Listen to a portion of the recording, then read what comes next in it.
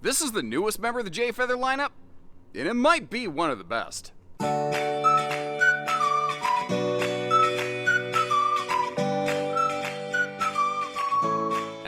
Welcome everybody, actually to Jayco RV. I am Josh the RV Nerd from Bish's RV, getting a look at the 173 MRB. Yeah, you know me down here. And like I said, this is one of the newest members of their lineup. And if what you're looking for is like a really comfortable solo or couples camper, you don't like slides, like maybe you're a slide skeptic, you like easy, no slide simplicity, lighter weight, more cargo capacity, this might be your huckleberry right here. We got a front Murphy bed, big campsite window with a nice dinette overlook that can fold down to a little guest sleeper in case you got a big dog or a small kid with you, and a very nicely sized bathroom in the back with a chunk of extra storage that very often you are painfully lacking on so many single axle campers. They've gone with a bigger refrigerator this year, and they kind of meshed their two decors together. So instead of farmhouse or vintage, we now have the vintage farmhouse decor. But I think it looks good. Overall, it's lighter and brighter. I feel it softened up the interior, and not only did the interior get a facelift, the exterior did as well. And overall, I think it's looking modern, it's looking sharp, it's looking good. Normally, I'm not a big fan of asymmetrical graphics, but it's kind of working for me in this case. But I think I sometimes really like something just because it's different, because I see the same thing all the time. You have that griddle station outside. It includes its own picnic table, which is fantastic. And you've got a double propane tank. So by default, this has twice the propane of most single axle trailers, and you can even option on 50% more to get you 60 total pounds of propane, which is double, triple what a lot of single axles offer. So they're putting big RV features in a smaller package, and that's who Jay Feather Micro is. They took their full big tandem axle Jay Feather and squished everything they could down into this thing right here to make this. Now, as a result, that means sometimes some things have to give, and there are some things it doesn't do well. I want to show you the good with the bad as we go, and if you appreciate that, make sure you hit that subscribe button, like our video. Let's rock, baby. So as I mentioned, they merged their two decors this year, and overall, I think it's a lot more cohesive. It's still a dual tone, but like there's been logic applied to it, and they really tuned each floor plan to make sure the right woodwork is in kind of the right place, I think. And this model really benefited from. I think it looks really good here overall. Now that TV, like, it faces directly toward the bed, the Murphy sofa, and the rear-facing dinette bench. Obviously, if someone's sitting at the forward-facing dinette bench, their head's probably going to be right in your way. But it's generally a one or two person camper. That is less of a frequent issue in something like this. And in case you're hearing a constant little sort of sound, I do have this big XL vent fan running. I've got a couple of these windows open, and the breeze that's cruising through here is just absolutely glorious, because it is about 90 degrees before you get the greenhouse effect inside of these today. And I know it gets a lot hotter in some places, but that's still warm when you're not running air conditioning. But I'm out here sweating to the oldies like Richard Simmons to make it happen, Captain. Campside windows get views of outside. I mean, holy crap, Batman. Look at this. You got some wicked awesome views. And big viewing window right over here looking at your campsite that also opens for airflow with a breeze across mate on the other side of the Murphy sofa. Now, full viewing window in the door. It is prepped and ready to throw some shade like Cardi B. So if you want to slap one of those little Slim Shadies in there, that is something that you can definitely do. A lot of people don't know this, I've found. I guess it's one of those things, if you never camped, maybe you didn't know it. When you see a fire escape window with that little silver bar at the red handle, that tilts open and gets some crazy good airflow. And because it tilts open, you can generally still use it on a rainy day, which is pretty awesome. Now, over here, you see where you do have household and USB plugs. When I back up, you'll see the same thing on the other side of the bed.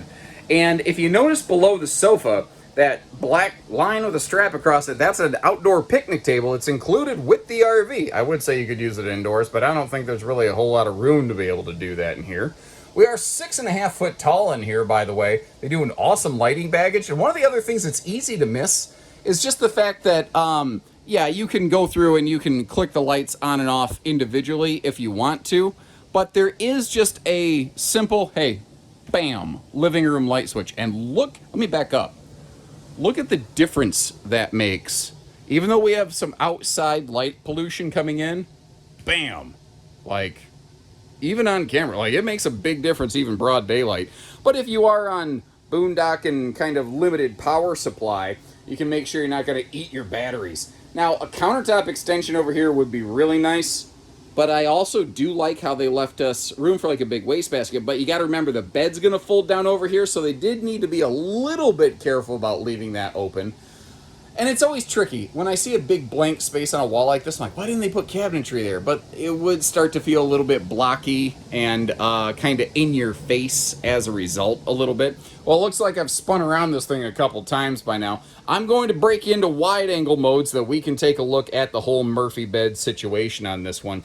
It does have that little fold down armrest, so if you're looking for cuddle compliance or if you're looking for population control, you have your choice between the two. This thing folds down very, very easily. It is a bendy bed. Some people aren't super big fans of that.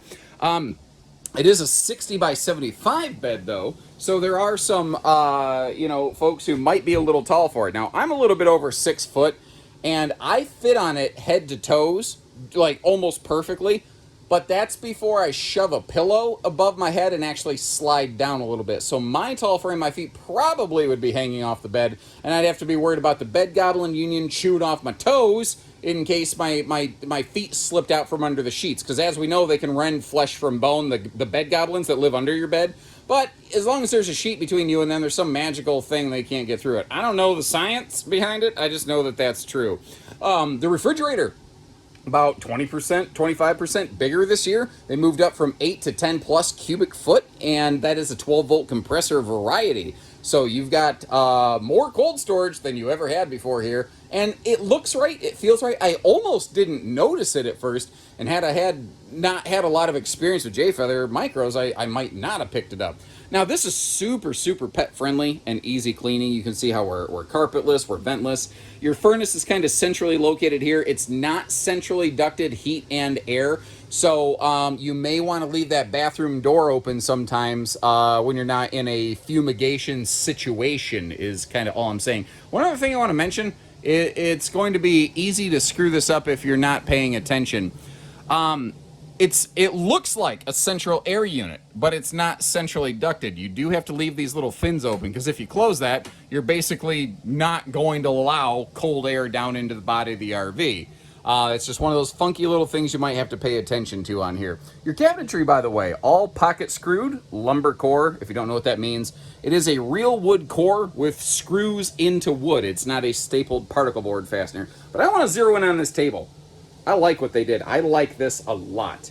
It's a free-floating table, but the base folds up almost like a sawhorse. Yeah, it's like a sawhorse-style dining table. I was trying to think of a word for this, but it's steel. And the mounting plate where it dismounts off the bottom of the table, that's a big brick of steel. It is fairly heavy. It's not so heavy it's impossible to move around, but what I like about the weight is that means that if you bump it with your knee, you're not going to knock the entire table over. And by the way, did you notice household and, oops, sorry, bumping the camera, household and USB outlets down there, even under the dinette, which I think is cool. And in case you can't, like, what is that box? That is the wheel well. There's so many of these smaller RVs sometimes that have a sofa slide, even though this is not one of them. They have a sofa slide, and people go, why can't it have a theater seat? Because the wheel well sticks up into the body of the RV. But I have a question for you. This is something I would really like to see the RV industry do more of. The new table is neat. What if they had like a bar that went across and some chairs below? Understand, the actual size of the window would probably have to shrink to do that, to get the bar at like dining or desk office height. I don't know. I'm still kind of open to the idea myself. I'm really a big fan of like door side dining arrangements. Now that 32-inch TV over there, it's 12 volt. So whether you're in a park or in a parking lot, like with no slide, this RV is perfect for what I call stealth mode camping. The medicine cabinet, you can see I left it cracked for you. It's not just a mirror, it is a medicine cabinet. And as much, I love the look of a mirror in a bathroom, but chances are I'd be like, can't see me, can't smell me, too bad. I'd have that thing closed all the time, but that's just me. Now, the RV's 6.5 foot tall inside, and that persists all the way across the sidewall. That means my head has to be in that skylight. But I snapped my head all the way around like I was back playing rock music in my old band here in Southern Michigan, and I never really bopped my head on anything. Plus, with that radius shower curtain track, decent elbow space. Overall, what's funny is, they gave us this nice big bathroom, but they still managed to kind of pack the toilet into a coffin a little bit.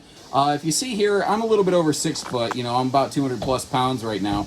And the knee room and the elbow room was tight like a tiger. Now, I could kind of make it work, but they gave us this huge storage. Let me open this for you. We have all this awesome storage over here. It's fantastic.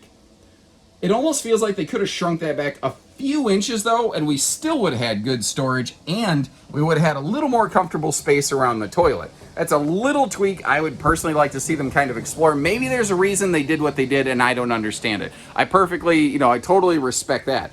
But overall, I think this is pretty slick, and one of the reasons I want to back up, something they did here I do like. I get that you can't always avoid it in a camper, but I like that anywhere in the living room, you're not staring directly at the toilet. Because when it's Corn and Mayo Tuesday, you do not want to make eye contact with Uncle Gary on that thing. And again, I think one of the main appeals of this RV for a lot of folks is the fact that it doesn't have that slide, just the easy no-slide simplicity, and the fact that that makes the weights and the measures a little bit more accessible for some vehicles. Generally speaking, I think almost any J-Feather Micro is going to require the same kind of vehicle. I would suggest like a tow package mid-size pickup or equivalent capacity SUV and above, of course. If you got a dually, you're going to be able to handle it. But it always makes me laugh. My home store is only about an hour away from Jayco's headquarters here, and a lot of RV delivery drivers, they drive big dualies, so they can get those big runs and those larger loads. Well, it's always funny when they take a small trailer like this on a big dually. It's like, whoa, easy there, Ford dually, or GMC, I don't know, whatever brand. I'm not trying to start the truck war. I frankly don't care. Vehicles are very functional to me. I never thought vehicles were super fun. I don't know why I think RVs are fun, but I do. Anyway, we're 7.5 foot wide, so it's not really hard to see around the camper. I really do recommend towing extension mirrors, however. The RV also has double Asdale walls, so it's composite wall construction, basically. There's no wood structure in the walls. Magnet holdbacks on the baggage doors, and they do a key-like system, so you only have one key for this RV. It'll operate your pass-through, your deadbolt, the baggage doors. It's just real simple and easy. You're going to get 2 keys total with the camper, and one is just a copy of the other.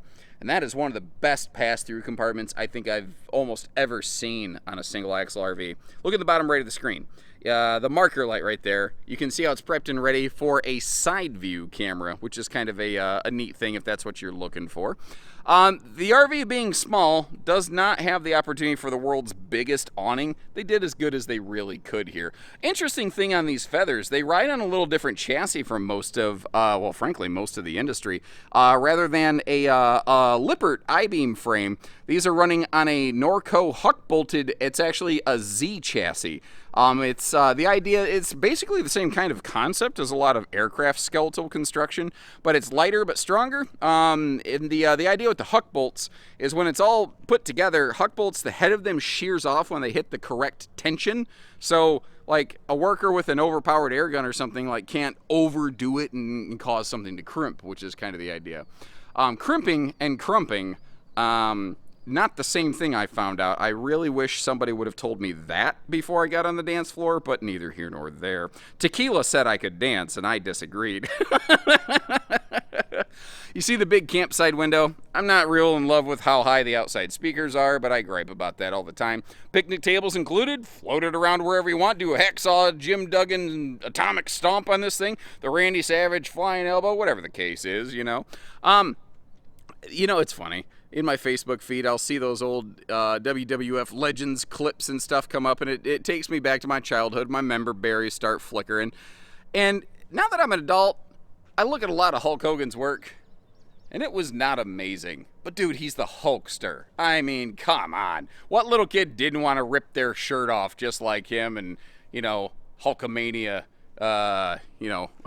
marching all over the place. Anyway, wow, I'm talking a lot about worldwide Wrestling, sorry. The ladder changed from last year. Let's get back on topic here, Josh. The ladder last year was a telescopic removable variety, and they had kind of a bracket so that it stored on the back of the RV, but some folks got a little spooked by that. They didn't like the ladders potentially coming up missing. Even though you could padlock them down, folks just didn't like the idea of it. So they went back to a permanently mounted ladder. Thankfully, they do have that spare tire there, you know, so you don't have to, well, you know, dig it out from under the belly if you need to. I actually really like the spare tire location on that the older I get here.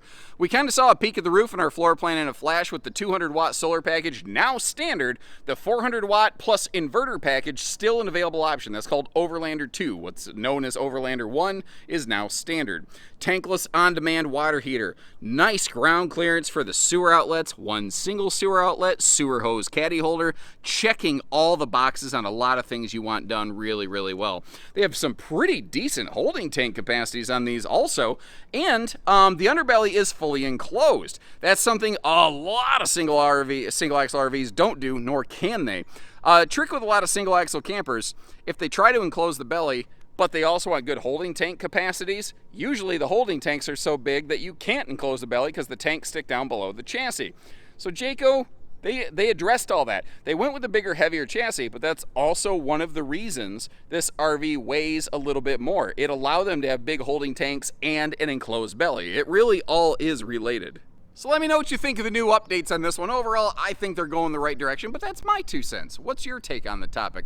To help you kind of decide that, I'll leave you a link to check the video description, to check the pricing and availability in the video description, or scan that QR code with your phone if you're watching on TV to make life easy for you. And I hope you appreciate little things like that. Now, normally, I would show you the RV in road mode, but this one basically always is in road mode, so that's handy and that's convenient. Now, there's also some similar floor plans out there from GeoPro and Wolf Pup and a whole bunch of other brands, and they all do things pretty well. So I'll leave you links for those in the description as well. Watch 1 or 2 of those and let me know which one you'd go with and why. And until next time, take care, stay safe, have fun, and happy camping, everyone.